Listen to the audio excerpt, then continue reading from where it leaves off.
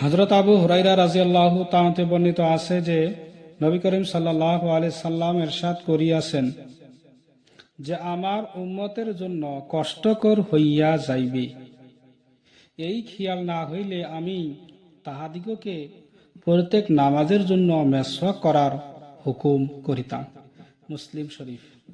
হযরত আবু হুরায়রা রাদিয়াল্লাহু তাআলা হতে বর্ণিত আছে যে নবী করিম সাল্লাল্লাহু আলাইহি সাল্লাম ইরশাদ করিয়াছেন আমার উম্মতের জন্য কষ্টকর হইয়া যাবে, এই খেয়াল না হইলে আমি তাহাদিগকে প্রত্যেক নামাজের জন্য মেসওয়াক করিবার হুকুম করিতাম। মুসলিম।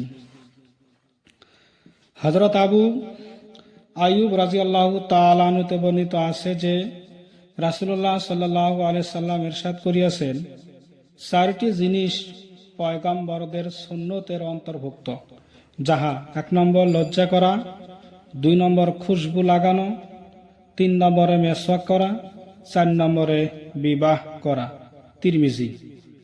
হযরত আয়েশা রাদিয়াল্লাহু তাআলা আনহা হতে বর্ণিত আছে যে রাসূলুল্লাহ সাল্লাল্লাহু আলাইহি সাল্লাম ইরশাদ করিয়াছেন ১০টি জিনিস নারীদের নবীদের সুন্নতের অন্তর্ভুক্ত: গোঁফ কাটা, দাড়ি লম্বা করা, মেসওয়াক করা, নাকে পানি দিয়া পরিষ্কার করা, নখ কাটা, আঙ্গুলের জোড়াগুলো এবং এমনভাবে শরীরের যেখানে ময়লা জমিতে পারে, যেমন কান, নাকের ছিদ্র ও বুগল তোলা ইত্যাদি উত্তম রূপে ধৌত করা, বুগলের চুল